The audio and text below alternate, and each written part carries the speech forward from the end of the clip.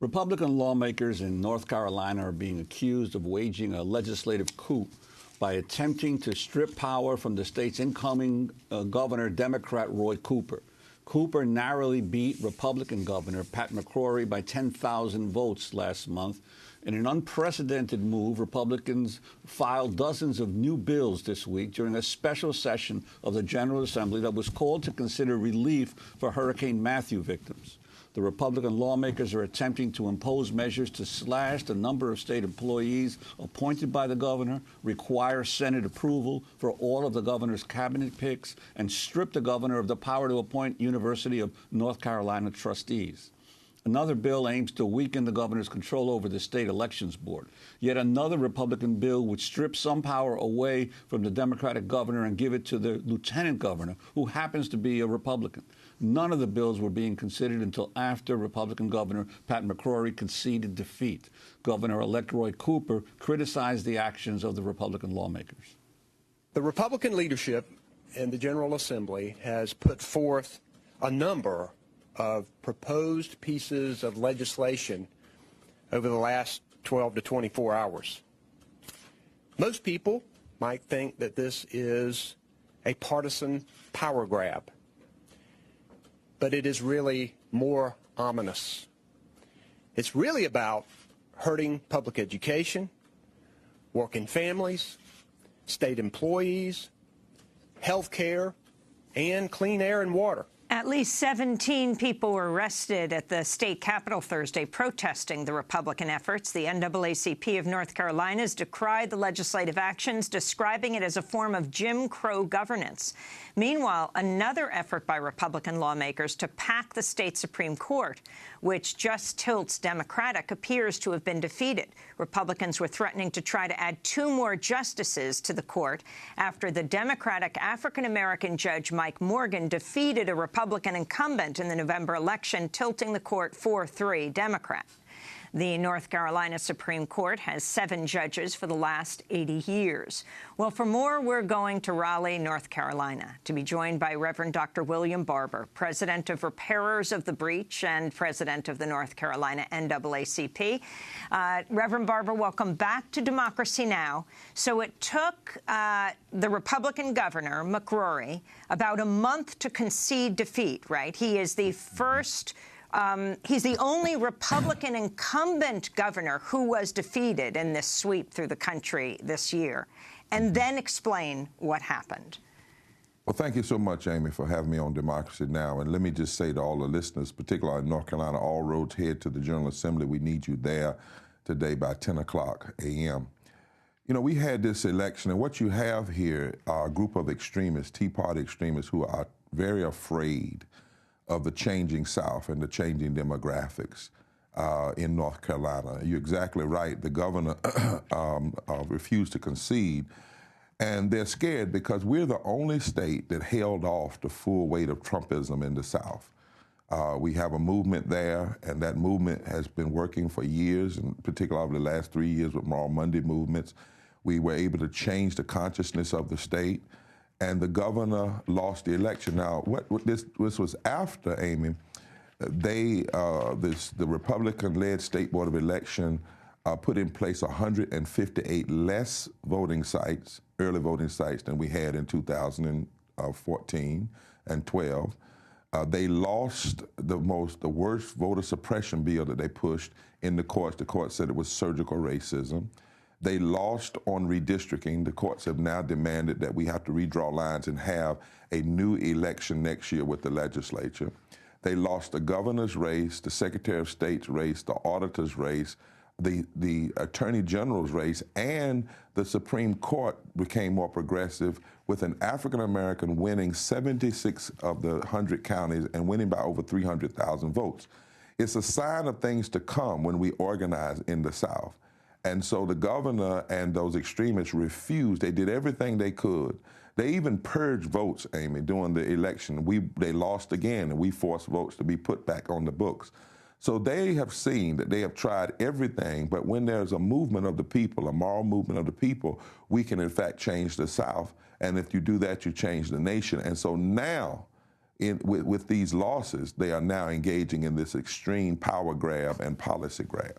Well, Reverend Barber, you wrote recently in a column for Think Progress that you think that you're seeing the birth pangs of a third Reconstruction.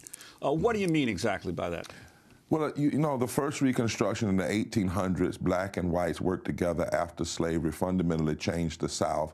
And then you had this massive reaction to turn back all of those policies, which actually came to the strongest point with the selection of Rutherford B. Hayes in 1877, who was a presidential candidate who lost the popular vote, but was selected through the electoral process with the promise that he would restore the white hierarchy, if you will, in the country by his appointments and by his changing the Supreme Court. Then the second Reconstruction was the Civil Rights Movement. You had all of the massive changes, the Civil Rights Act, the Voting Rights Act, the War on Poverty, the 1954 to 68. Then you have a reaction called the Southern Strategy, led by Ken Phillips and Richard Nixon, Law and Order. Richard Nixon claimed he would bring, Kevin Phillips, told him, if you find out who hates who and who fears who, we can pit people against one another in the South. And we can rule the South for 50 years. And you know, if you rule the South, if you can control the South, you control 171 electoral votes by just controlling the former 13 Confederate states. You control 26 senators in the United States Senate, which means you only need 25 from the other 37 states.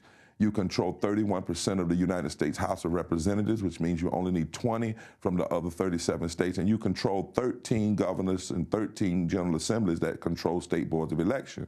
So if you break through that, then you have fundamentally changed politics. I believe all of the pushback we're seeing, the voter suppression, the redistricting, is because the extremists see the possibility of a third Reconstruction. They know that if we register 30% of the African-American voter, unregistered voters in the South, and then we add to that whites and progressive whites and Latinos, you will have changed the South. And if you ever change that math, and you ever have deep dive organizing that gets people to stop voting against their own interests, grown-up conversations about race and economics, and people begin to see themselves as allies, blacks and whites, and no longer fear one another, then you have a third Reconstruction. I think we're in the birth pains of it. North Carolina is one of the places that points to it. Virginia is one of the places that points to it. The closing gaps that we're seeing. When you look at Trump, he didn't win the South by the gaps that Ronald Reagan did. And if we have deep dive organizing in the South, we can push this third Reconstruction to full adulthood. I really believe that. And Reverend Barber, you've also talked repeatedly about the difference between fusion politics and populism. Could you elaborate on that as well? Well, you know, populism could be once was a lynch mob in the South. And, you know, Trump is engaged in a certain kind of nativism and populism.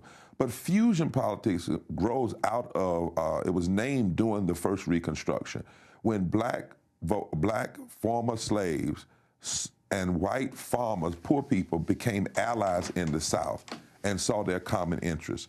And so when you have fusion, when you hold race and economics together, I'm concerned, for instance, about the way some progressives are talking about this election. They keep talking about just an economic fix, or we just need to talk to white working poor people.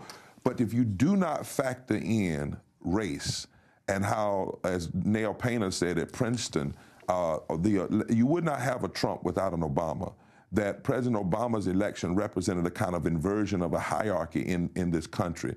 And so what we have to wrestle with is what caused, for instance, many whites to vote for a candidate that actually says, and there are 8 million more white people that are poor than black, but they vote for a candidate that's against living wages. What causes many whites to vote for a candidate that says, I'm going to cut your health care, when 80% of the people who will lose their health care are persons that do not have a college degree, and 56% of them are white? What trumps common sense? That's the grown-up race policy question. Now, if you can bridge that in a fusion, and if you can get black people and white people and Latinos to begin to see their issues together, if you can get people, for instance, the LGBT community, to understand the same people against the LGBT community are the same people that vote against public education. The same people that vote against public education normally vote against health care. Same people against health care vote against living wages. And you can go on and on. Same people against living wages are normally against voting rights. And in the states, if you can build from the bottom up, indigenously led fusion coalition, you can have the kind of transformation we're beginning to see in North Carolina in the South. I want to go back. I want to go back to what's being called a legislative coup in North Carolina. This is Dallas Woodhouse, the executive director of the state Republican Party, speaking to reporters Thursday. People ask the question, do two wrongs make a right? I think it is the inevitable outcome of divided government and the checks and balances that come with it, and the checks and balances that people voted for. Roy Cooper's still going to be the governor. He still gets the keys to the mansion at some point on January 1st. He still gets to use the big ballroom, and when Republican bills come to him, he can sign them. He can choose not to sign them or let them come into law. Or in most cases, he can sit there and be overridden. That's the system we have. Didn't voters pick Roy Cooper with the assumption that these were the powers that the governor had when Election Day occurred, and they've seen what Pat McCrory has done with those powers and whether or not to give him another 4 years with those responsibilities? I don't know that I can answer that. Yeah. I mean, the voters can at times be contradictory, but they did. You know, Cooper won one election. We won 109 in the General Assembly, and a whole bunch of statewide council state seats that we hadn't had before. So that is Dallas Woodhouse, executive director of the state Republican Party. If you could respond, Reverend Barber, to what he says, and also go through the bills. I mean, it is just astounding what's happening. Is it something like 22. And talk about the powers that they are trying to strip. Now the incoming governor is saying he may well sue. Yeah. And we may as well, because we believe there are a lot of violations, even equal protection violations here, maybe violations of the Voting Rights Act, violation of open meeting laws. Now, first of all, you have to know who Dallas Woodhouse is. And I don't normally comment too much about him because he has so little credibility. His own brother has called him a racist. He's the executive director that sent out a memo after we won our voter suppression case in the courts. And the courts unanimously said that the Republican Party, the extremists, had engaged in surgical racism. He sent a memo out to the local boards of election, telling them to put in place rules that reflected Republican values and not what the courts had said. So over and over again, this man has, just has no integrity when it comes to telling the truth. So first of all, they did not win the legislature because they won. The current makeup of our legislature is the result of the worst redistricting we've seen since the 19th century. And that's why the courts have said this legislature must have a new election next year. It's normally every 2 years. The lines must be redrawn and they must have a new election because the people elected now, the General Assembly is unconstitutionally constituted. That's number one.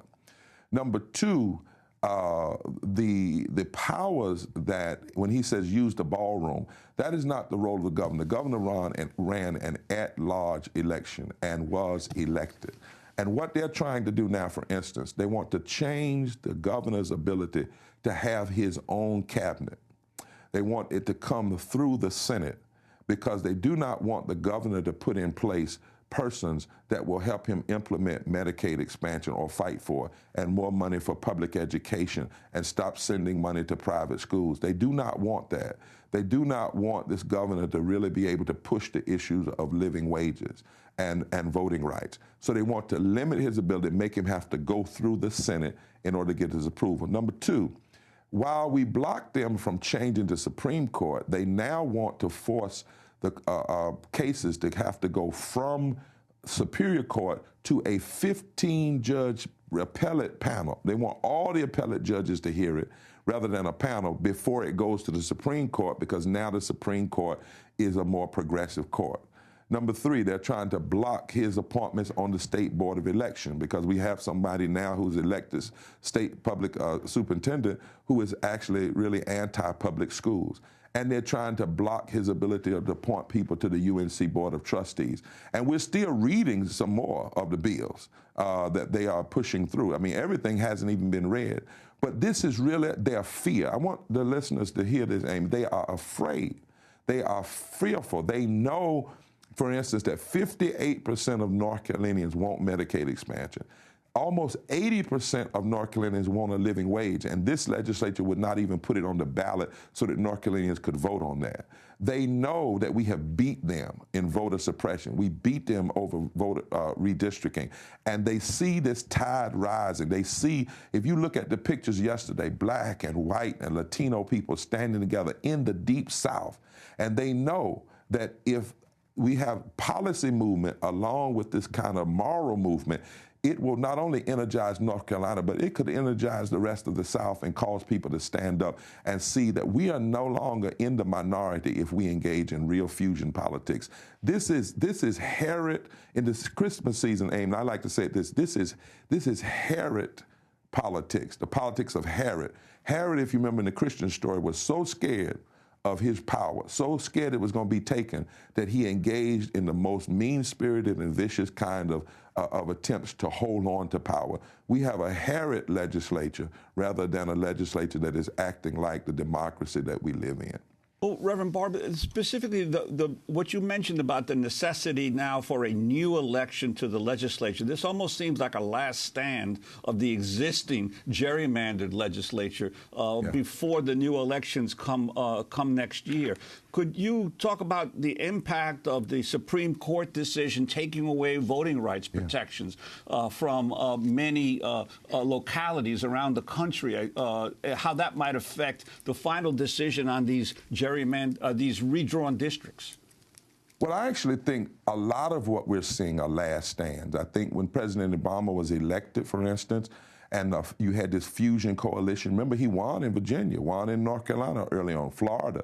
I think that scared extremists, which is why you had the 15 who got together and said, we're going to block him from doing anything. You know, Jeff Sessions was in that group who's now being proposed for the Attorney General.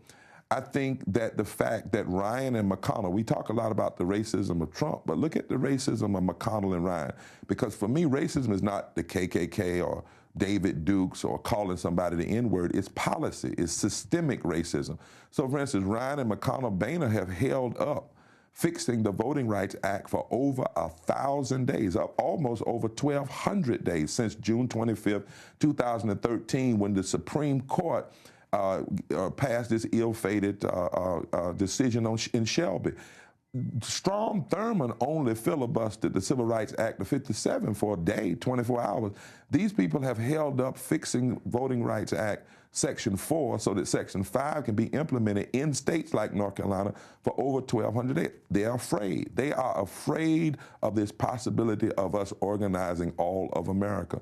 And I think that that's the same thing you see here. This legislature now has been told twice by the highest courts, you are racist. You have engaged in racist voter suppression and racist gerrymandering. They know they cannot win without this. For instance, what they did when they redistricted, they put 49% of black voters into 19 out of 50 Senate districts, and they put 51% of black voters into 27 out of 120 House seats. They did that to isolate, stack, and pack the black vote, not just to disallow or keep black people from being elected, but to keep black and white people from forming fusion coalitions to elect progressive candidates. That's what the game was. And all of that is falling apart now, every bit of it. And they see it falling apart in their face. And we have to understand what is at stake here. And none of it, lastly, would have been possible if we had Section 5 pre-clearance. If Section 5 pre-clearance was in place, and the people in the Congress understand this, none of these laws that have been passed in the South would have been able to have been passed. And if without them, and I think the story, Amy and others, that we have not talked about, is people talk about this election. Ari Berman says we've had almost 900 less voting sites in the black community in this election than we had in 2012. It could have impacted more than 1 million African-American voters. And we did not have one discussion in our national debates, candidates for president, about voting rights and racism as it relates to voting rights. That was a tremendous error during this campaign. Finally, I want